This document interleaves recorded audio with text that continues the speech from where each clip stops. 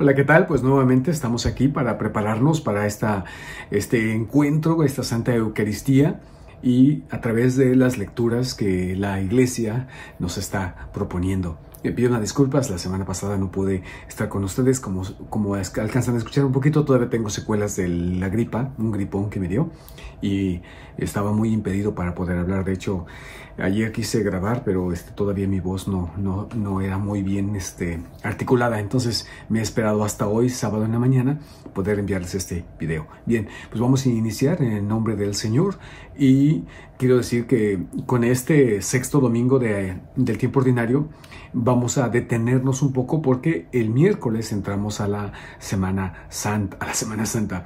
Ya quisiera que fuera Semana Santa, ¿no? ¿Verdad? No tan pronto.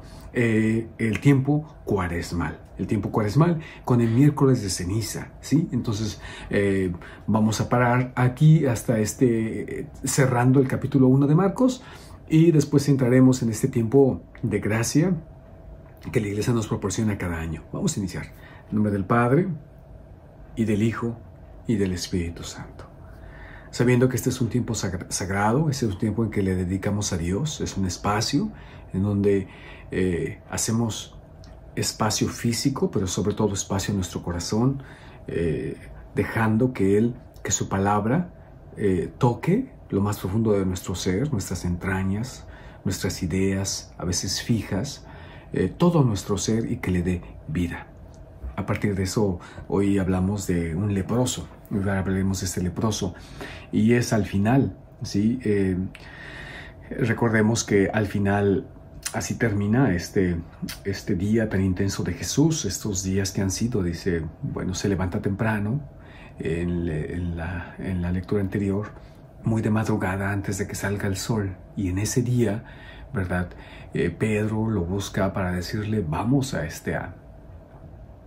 la gente te anda buscando, y Jesús les dice, vamos a otras aldeas, ¿sí? Vamos, porque para eso he venido, vamos a otros lugares. Y entonces cuando ellos se disponen a ir, ahí es cuando viene este pasaje. Dice, entonces, estamos en el capítulo 1 de Marcos, versículo 40 y al 45. Dice, entonces se le acercó un leproso para pedirle ayuda. Le sale al encuentro. Entonces, esto nos habla de que Jesús ya está puesto en camino, como ahorita voy a hacer un comentario. Y cayendo de rodillas, le dijo, si quieres, puedes purificarme. Jesús, conmovido, extendió la mano y lo tocó, diciendo, lo quiero, queda limpio. Enseguida, la lepra desapareció y quedó purificado.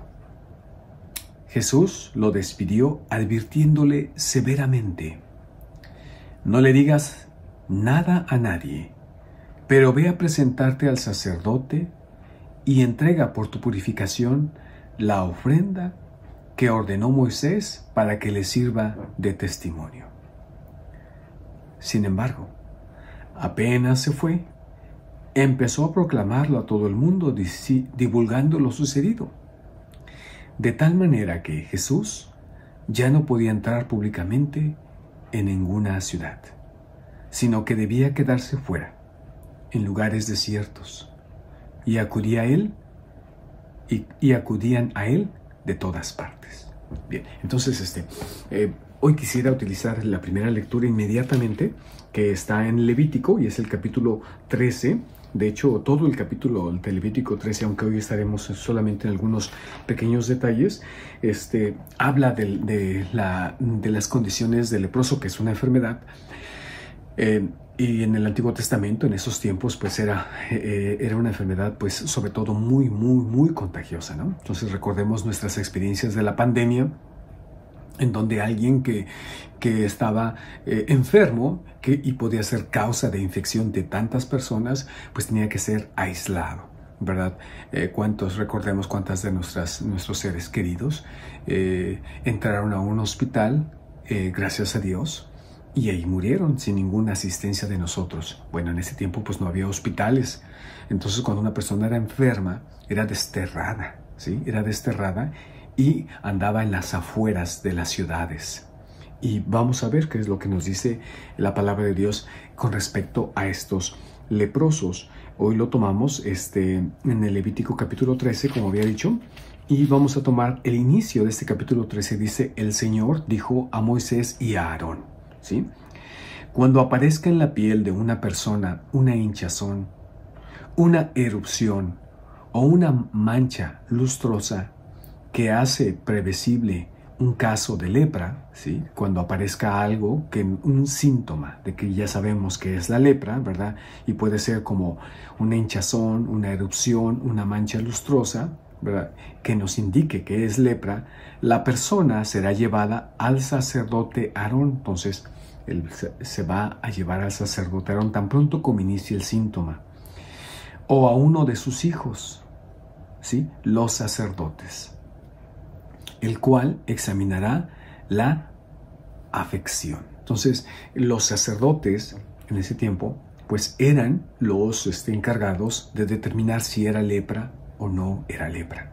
Ahora, el Salmo en nuestra lectura nos va a hablar de esa lepra. Está siempre simbólicamente asociada con el pecado, ¿sí?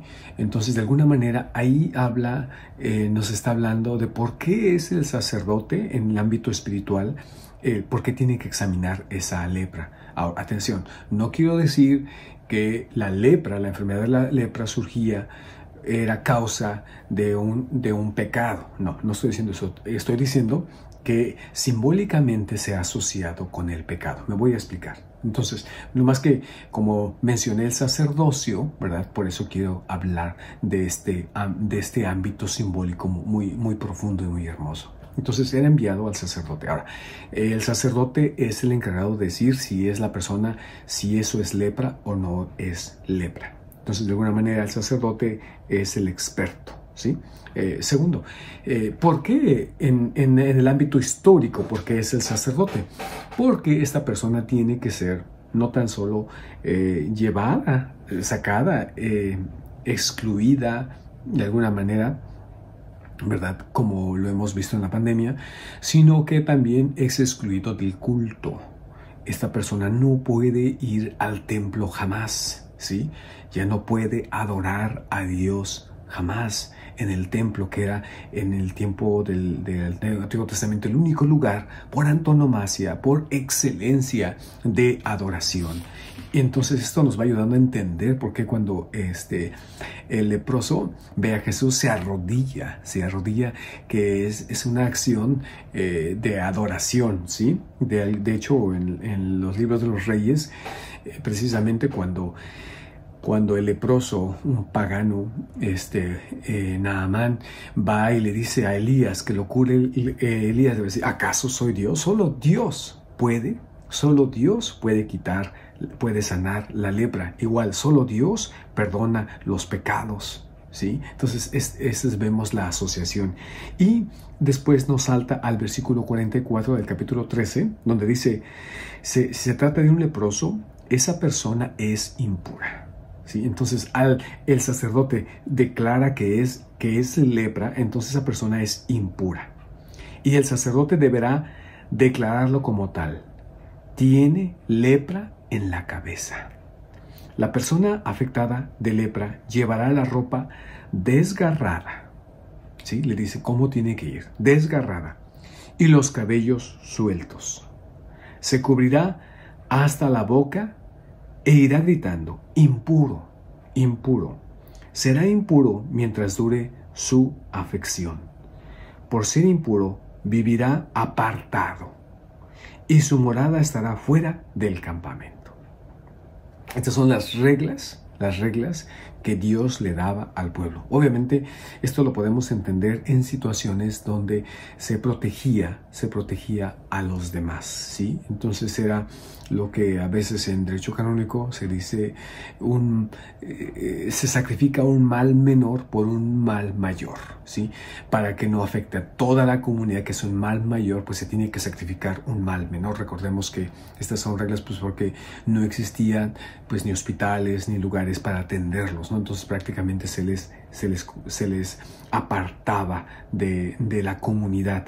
Y entonces dice cómo tenían que tener características para que la gente, cuando va de un lugar a otro lugar, como iban a vivir fuera del campamento, ¿sí?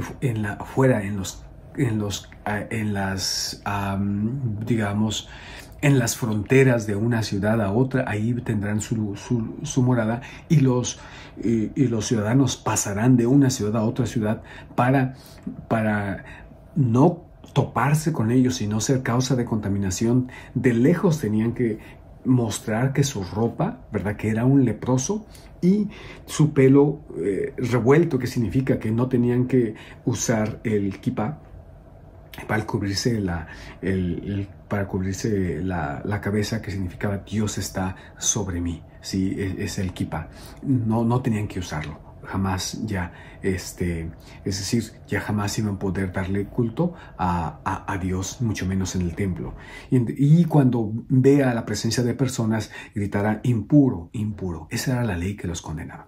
Entonces, por eso, cuando el Salmo que hoy nos toca recitar de una manera muy, muy hermosa, habla de la curación ya un poco, ¿verdad? Entonces dice, feliz el que ha sido absuelto de su pecado y liberado de su falta. Entonces vemos cómo este leproso se acerca a Jesús. Entonces, por eso es que yo decía al inicio que Jesús ya está saliendo, está yendo a otra comunidad donde dice, vayamos a otra parte a predicar también a las poblaciones vecinas. Entonces Jesús está encaminando a una población ya vecina, y porque estos leprosos no viven en las ciudades, sino viven en las afueras. Y entonces dice, entonces se le acercó un leproso. Entonces, aunque no nos dice Marcos, es el único momento donde dice, es Cafarnaún, es de día, es de noche, muy a la madrugada. No nos dice en la casa de Pedro, no nos dice. Ese momento muy interesante que no dice nada, ni siquiera dice el nombre del leproso. Nos dice, entonces, así, de pronto, ¿sí? De pronto se le acercó, como es la palabra muy repetitiva y le encanta a Marcos, ¿no? De pronto se le acercó un leproso para pedirle ayuda. Se le acerca. Este leproso rompe los estándares de la ley de Moisés y de Aarón. El leproso no tiene que acercarse a ninguna persona, al contrario, tiene que alejarse de las personas y tiene que gritar impuro, impuro. Y este leproso hace algo contrario, ¿sí? Dice, se le acercó para pedirle ayuda y cayendo de rodillas. Entonces aquí es algo bien interesante, ¿no? Porque toda la acción de leproso va iniciando Jesús. Estamos en el capítulo 1, pero dice que, dice que su fama se está extendiendo de Jesús. Entonces ya nos damos cuenta que aunque el movimiento Jesús, vamos a llamarle así, está aconteciendo en los poblados, en lo interno, la voz se está divulgando, tanto así que en las afueras el leproso ha escuchado de Jesús y puede identificarlo. Algo muy interesante. Puede identificarlo porque va con sus discípulos y Jesús es fácil de identificar. Entonces, no dice que llegó preguntando, ¿quién es Jesús entre ustedes? Marcos dice que directamente se acerca y cae a Jesús de rodillas, lo cual significa que también tiene una fe ya en Jesús. Sí, hay una fe en Jesús y de hecho las palabras son muy importantes porque le dice, si quieres, puedes purificarme. Es decir, que él sabe, no tan solo se acerca a pedir ayuda, sino él tiene la fe que Jesús le puede sanar. Atención, entonces, aunque no implícitamente le dice Señor o Dios mío, pero al postrarse le dice si quieres, lo está reconociendo como Dios. Sí, lo está reconociendo como el Hijo de Dios, a Jesús mismo. Y entonces Jesús, conmovido, dice esto, que Jesús se conmueve al ver esa miseria, extiende la mano y Jesús hace también algo que no debería de hacer. Si el leproso no debe de acercarse, también nadie debe de tocar al leproso. Y Jesús toca al leproso, extiende su mano y lo toca. no sabemos dónde lo toca, ¿verdad? Diciendo, lo quiero, queda limpio. Esto es muy interesante porque todo el camino del ser discípulo tiene que ver con desear lo que Dios desea. Desear lo que Dios desea. Todo eso tiene que ver. Cuando nos acercamos a la petición maestra del Padre Nuestro, decimos, hágase tu voluntad. Lo que deseamos es la voluntad de Dios, que se haga la voluntad. Jesús, María Santísima, en latín, como decimos, fiat, hágase en mí según tu voluntad, según tu palabra. Ese es el camino del discípulo y ese es el camino de la santidad. Poder captar cuál es la voluntad de Dios y que eso se haga en mi persona. Y esto es algo increíble. Este leproso, en medio de su enfermedad, capta el deseo de Dios. Capta el deseo de Dios, diciéndole, si quieres, tu deseo, si ese es tu deseo. Le interroga acerca de su deseo y Jesús le dice, tú captaste mi deseo. Me pides algo que yo quiero realmente darte. ¿Sí? Esta imagen me fascina porque muchas veces creo que nuestras oraciones son muy egoístas y solamente queremos que se haga nuestra voluntad, pero no sabemos si esa es voluntad del Padre. Mismo Jesús decía, te pido esto, cuando estaba en la pasión, ¿no? Si es posible, deseo esto, aparta de mí este cáliz, pero que no se haga mi voluntad. ¿Sí? Yo creo que esta actitud. Entonces, es como algo así que le dice el leproso a Jesús, si quieres, si esa es tu voluntad, porque eso es lo que yo deseo, pero si mi voluntad coincide con la tuya, ¿verdad? Que se haga tu deseo en mí, ¿sí? Está apelando al deseo de Jesús, si ese es tu deseo. Y Jesús hace algo, da un paso más allá. Jesús estira su mano y lo toca, no tan solo desea su salud, sino desea tocarlo, y esa es su encarnación. Para mí me parece ser que eso es el símbolo de su encarnación, que Jesús se hace hombre, se hace carne, toma nuestra condición humana, toca nuestra condición humana y no se infecta, porque la carta de los Hebreos va a decir que asumió toda la condición humana menos el pecado, sino que Jesús entra en nuestras vidas y es su divinidad la que nos sana. Muchas veces en el seminario, cuando me gustaba mucho, siempre he sido enfermizo, pero en el seminario me gustaba mucho visitar a mis compañeros cuando estaban enfermos, ¿verdad? Y con el riesgo de enfermarme, porque mi salud ha sido débil. Y me acuerdo que me decían mis amigos, no vengas porque puedo contagiarte, ¿verdad? Cuando tenían gripa o alguna cosa. Y yo les decía, tampoco te creas tanto, porque yo también he venido a contagiarte mi salud, ¿sí? Yo les decía eso. Por dentro, obviamente yo tenía miedo, ¿no? Pero les digo como una manera de broma, ¿no? Porque a veces solamente creemos que es el pecado el que puede contagiarnos. Pero también la salud se contagia, también el ánimo se contagia, también las ganas de vivir, y eso lo aprendemos de Jesús, de Jesús que entra en nuestras vidas, ¿verdad? Y nos limpia, nos purifica, nos contagia de su vida divina. Por eso lo podemos ver, aunque no es el tema, pero podemos ver que cuando Jesús entra a las aguas del Jordán, no entra para ser purificado Él, sino que entra para purificar las aguas del bautismo. Por eso el agua bendita es la única criatura que debe de ser tocada por el sacerdote para poder ser bendecida. El sacerdote no puede nomás bendecir de lejos. Todas las cosas, ¿verdad? Los objetos dedicados al culto, la cruz, la medalla, lo que tú quieras, puede ser cuando el Santo Padre nos da la bendición desde su balcón. Desde ahí lo bendice, no lo toca. Pero el agua no. El agua sí debe de ser tocada por el sacerdote en ese símbolo hermoso de Jesús. Entra y purifica las aguas. Y entonces aquí es donde Jesús toca al leproso ¿verdad? Toca nuestra condición, esa imagen de la encarnación. Muchas veces decimos que no es obvio en Marcos la encarnación, pero tiene rasgos muy hermosos, y además tenemos rasgos muy hermosos acerca del discipulado, como ahorita vamos a mirar. Y entonces decimos, le muestra su deseo, lo quiero, y entonces le ordena, queda limpio. Y así también como ordenaba, vemos cómo ordenaba a los demonios que se callaran, y decían, y los poblados decían, pero ¿quién es este que hasta los demonios le obedecen? ¿Sí? Que su voz es una voz creadora, que lo que dice se cumple. Entonces dice, lo quiero, lo toca, queda limpio con su voz. Y otra vez la palabra, enseguida, inmediatamente, la lepra desapareció y quedó purificado.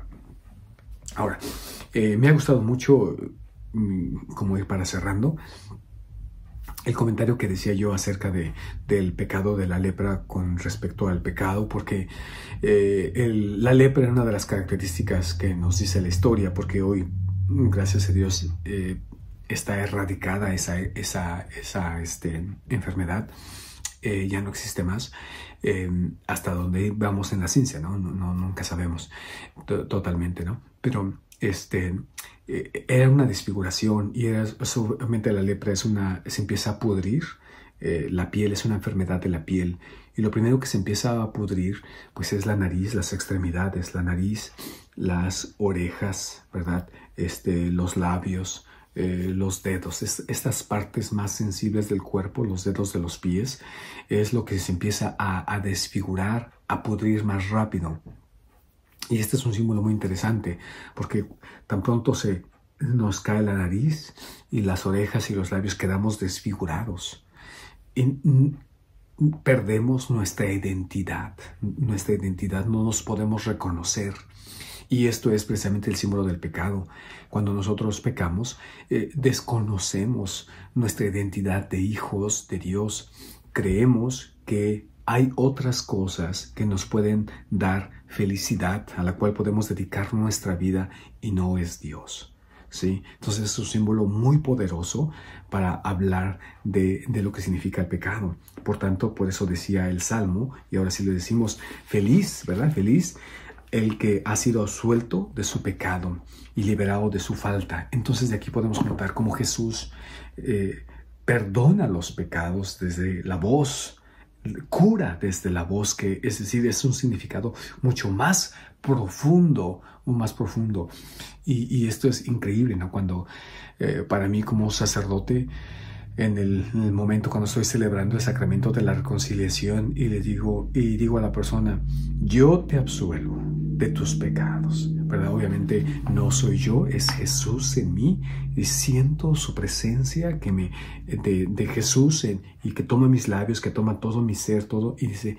yo te absuelvo. Igual cuando en las palabras consecratorias, esto es mi cuerpo que será entregado por ustedes. Esas palabras, ese privilegio, esos momentos tan puntuales, tan sacramentales, tan densos de la presencia de Dios en la persona del sacerdote, ¿sí?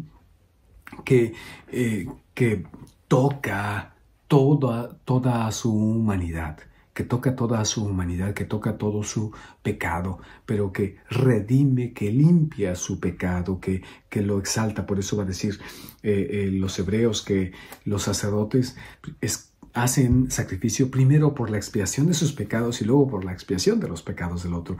El sacerdote en la Eucaristía no dice, a ver, ustedes digan, yo confieso ante Dios Todopoderoso, y entonces, hermanos, qué pecado, y yo esa parte me la salto. No, en esa parte, en la hermandad, porque es Cristo, en el símbolo del sacerdote, que se hace uno con nosotros, y compartiendo todo excepto el pecado, ¿verdad? Intercede por nosotros, toca nuestras vidas. Y entonces miramos al final de este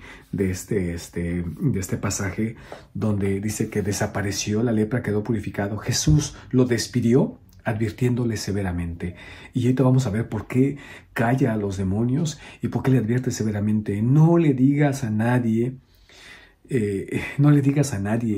que no está explícito, pero quién te curó, qué te pasó, pero ve a presentarte al sacerdote y entrega por tu purificación la ofrenda que ordenó Moisés para que le sirva de testimonio. Entonces es el primer enviado, es el primer discípulo, es el primer, más que discípulo, apóstol que es enviado a dar testimonio al templo. Al templo lo envía Jesús para que dé testimonio y que se cumpla la voluntad y que diga que el tiempo se ha cumplido y ha venido a darle plenitud a la ley de Moisés, no a abolirla, sino a darle plenitud, ¿sí?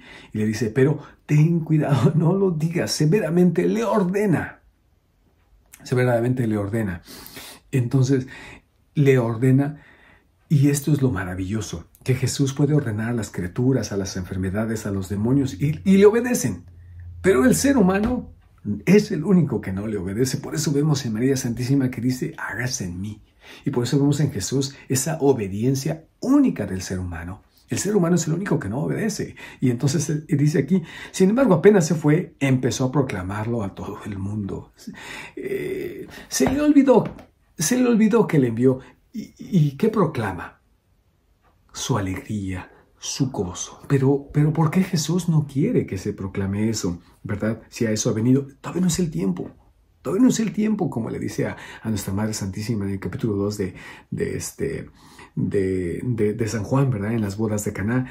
Y dice, lo divulgó lo sucedido de tal manera que Jesús ya no podía entrar públicamente en ninguna ciudad. Sí, Jesús ya no podía entrar públicamente a ninguna ciudad. Jesús está haciendo su trabajo, pero viene a un plan, y aquí es donde no viene a darnos una sanidad únicamente corporal e histórica en nuestras vidas, sino que viene a sanar la raíz del pecado.